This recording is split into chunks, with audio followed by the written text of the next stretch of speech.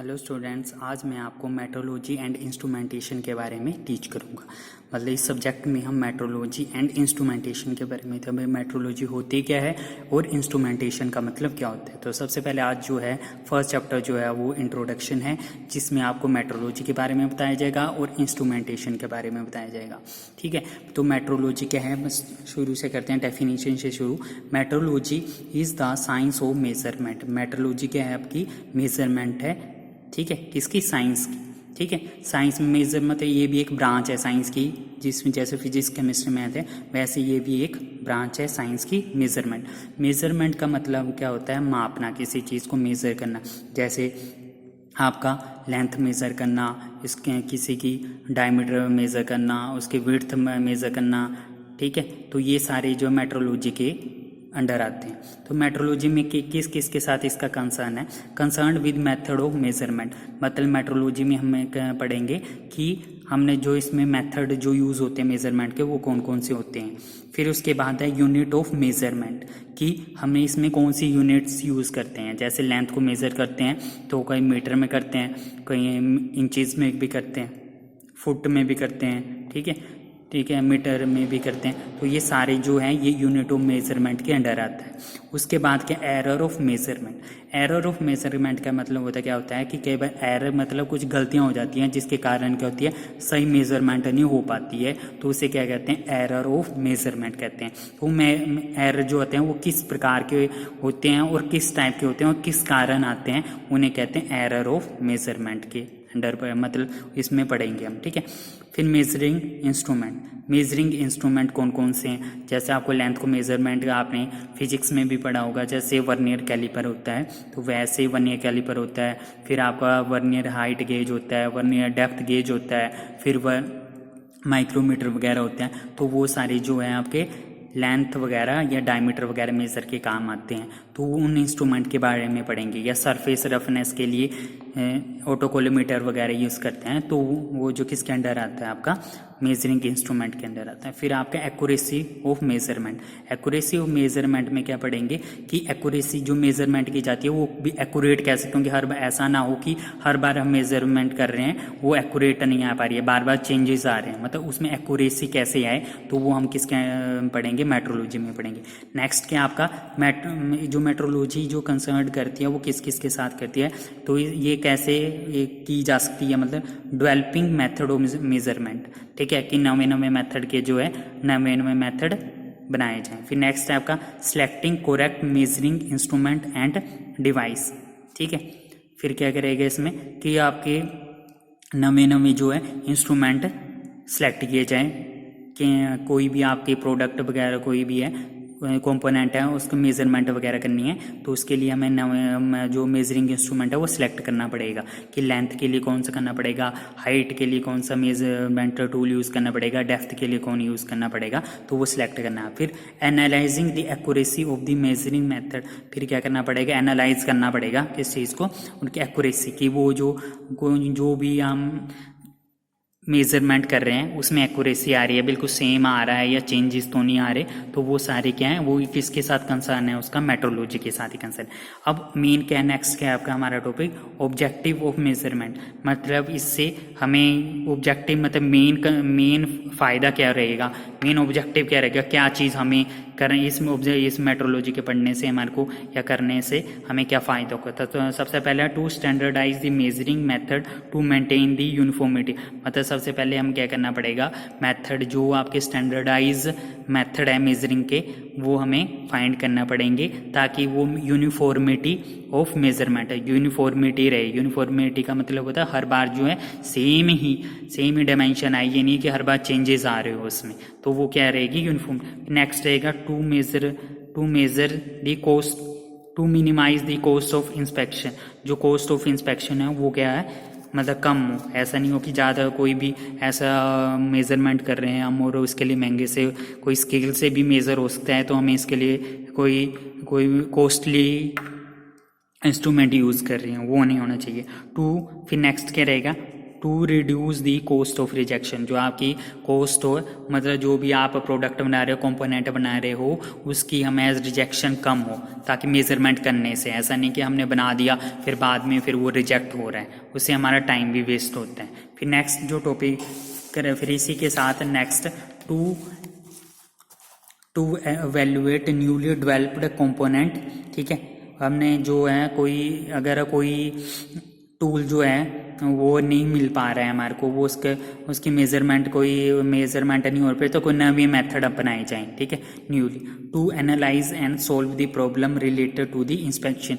अगर कोई प्रॉब्लम आ रही है तो पहले उसको एनालाइज किया जाए अच्छी तरह, फिर उसके बाद उसकी सोल्व किया जाए उसको, ताकि इंस्पेक्शन में हमारे को कोई नेक्स्ट टाइम कोई प्रॉब्लम ना है। To design and fixture as per the requirement, मतलब अगर कोई भी आपका इंस्ट्रूमेंट है उसके लिए अगर हम मेजरमेंट करने के लिए कोई फिक्सचर वगैरह की ज़रूरत है तो हमें वो पहले डिज़ाइन करना पड़ेगा, तब जाके बाद में हम उसकी क्या किया जाए, मेजरमेंट कीजिए। नेक्स्ट है इंपॉर्टेंस क्या है हमारी मेट्रोलॉजी की हमारी लाइफ में भी। Metrology is very useful in measurement of the surface parameter like surface roughness. अगर हमने सरफेस में रफनेस मेज़र करनी है तो हमें मेट्रोलॉजी की हेल्प से, मतलब मेजरमेंट की हेल्प से उसकी को की हम कहते हैं ना कई बार कि जो आपकी सरफेस है वो स्मूथ है या रफ है, ठीक है, तो वैसे ही हमें मेट्रोलॉजी की हेल्प से पता लग जाता है उसका। फिर राउंडनेस की कोई कंपोनेंट है वो आपका राउंड है या फिर स्लांटेड है, कैसा है, या टेपर है, ठीक है, तो वो चीज़ किसकी हेल्प से, स्लांटेड, टेपर का मतलब होता है जो ऐसे स्लांटेड हो, ऐसे कुछ डायरेक्शन में, कुछ एंगल में, तो उसे टेपर, मतलब उसमें टेपर कितना है, ठीक है। अगर हम कोई स्क्रूज वगैरह जो होते हैं उसकी थ्रेड प्रोफाइल, मतलब उसकी जो स्क्रू जो वगैरह जो होंगे उनकी जो थ्रेड, मतलब चूड़ियाँ जो होगी उनकी प्रोफाइल कैसी है, उनके कौन कौन से, क्योंकि आपने इसमें कईयों में नक्कल थ्रेड होते हैं, कईयों में दूसरे थ्रेड होते हैं, स्क्वायर थ्रेड वगैरह होते हैं, तो वो जो है वो जो किसके हेल्प से पता चलते हैं उनकी, भाई वो जो आपकी प्रोफाइल है वो उनकी प्रोफाइल ठीक भी बनी हुई है या गलत तो नहीं बनी हुई है, कहीं सारे टीथ बराबर है या फिर कहीं छोटा बड़ा तो नहीं है, तो वो किसके हेल्प से पता चलता है, वो मेट्रोलॉजी मेजरमेंट की हेल्प से। उनकी पिच मेजरमेंट की जाती है कि उनका एक टीथ से दूसरे टीथ का जो डिस्टेंस है सभी का वो सेम है कि अलग तो नहीं है, क्योंकि अगर सेम नहीं होगा तो वो स्क्रूज अच्छी तरह फिट नहीं होगा। जैसे गियर भी होते हैं, गियर प्रोफाइल होती है, तो गियर एक दूसरे के साथ अच्छी तरह क्या करेंगे, जैसे एक गियर ये तो अच्छी तरह मैच नहीं हो पाएंगे, ठीक है।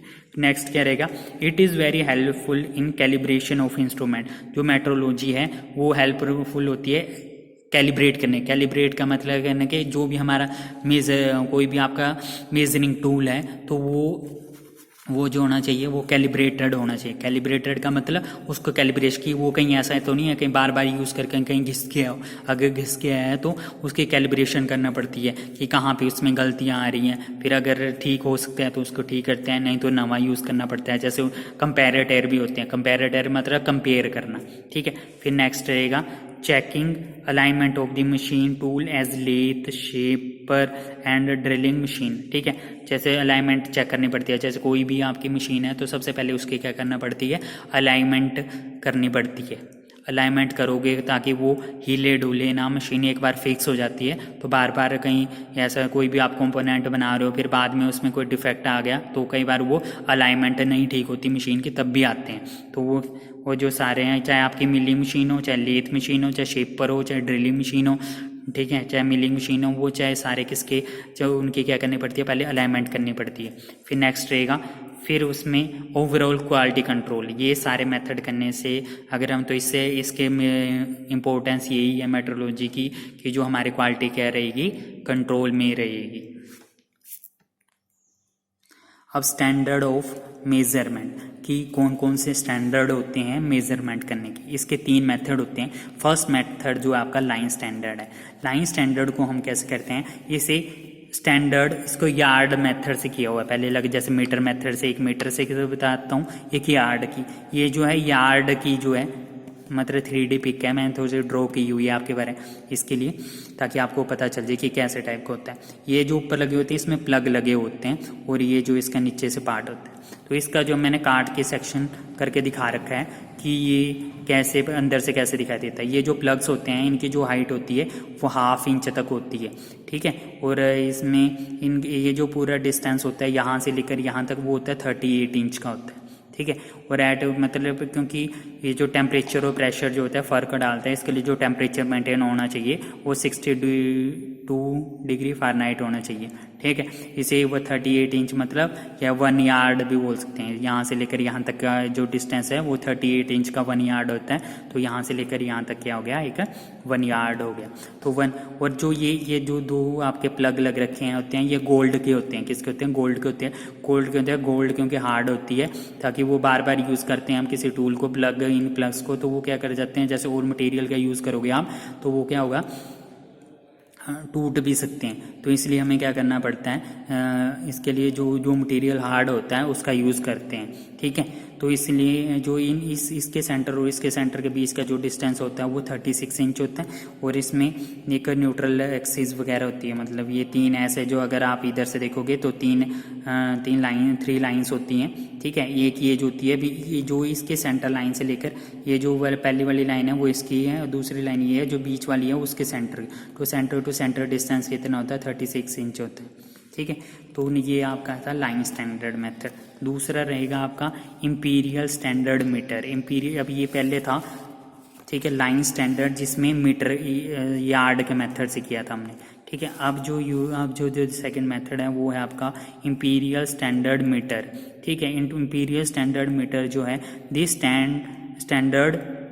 Standard was established by international bureau of weight and measure in 1875। जो इसको किया था, इसको जो एस्टेब्लिश किया गया था वो एक ऑर्गेनाइजेशन थी जिसका नाम था international bureau of weight and measure 1875 में।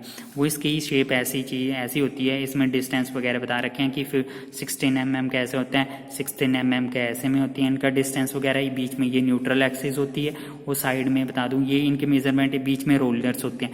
जैसे कोई भी चीज़ हमने कोई डिस्टेंस मेजर करना है तो एक हम इधर सेंटर में रख देते हैं, एक हमारे इस एक जो है हमारे इसमें रोलर रख देते हैं, एक यहाँ पे नीचे रोलर रख देते हैं। इन दोनों के बीच के डिस्टेंस में हम सेंटर उनके डिस्टेंस को मेजर कर लेते हैं। तो ये आपका imperial standard metre method. Next है आपका end standard. End standard method कहते हैं, these are the standard in which length is expressed as the distance between two flat parallel faces। मतलब इसमें जो एंड स्टैंडर्ड होता है, इसमें दो फ्लैट सरफेसेस होती हैं ना, उनके बीच के डिस्टेंस को, जो फ्लैट सरफेसेस बीच के डिस्टेंस को हम एंड स्टैंडर्ड कहते हैं, ठीक है। फॉर एग्जाम्पल इसमें कौन सा, मेजरमेंट विद वर्नियर कैलिपर। इसमें क्या करते हैं, वर्नियर कैलिपर हो गया, जो एंड स्टैंडर्ड के अंडर वर्नियर कैलिपर हो गया, माइक्रोमीटर हो गया, एंड बार होगी, स्लिप गेजेस वगैरह हो गए, वो किसके अंडर आते हैं, स्टैंडर्ड मेजरमेंट के अंडर आते हैं, ठीक है। अब इसके करेक्टरिस्टिक्स के एंड स्टैंडर्ड के मतलब फायदे क्या हैं, these are very accurate and therefore use for precise measurement. ये केवल एक्यूरेट मेथड है, और ये किसके लिए किया जाता है, प्रिसाइज मेजरमेंट के लिए। प्रिसाइज मतलब बिल्कुल एक्यूरेट, ठीक है। इस मेथड से पहले जो यार्ड और मीटर बताया वो अलग मेथड थे, पर जो एंड स्टैंडर्ड है वो हमारा जो है अलग टाइप का है, ठीक है।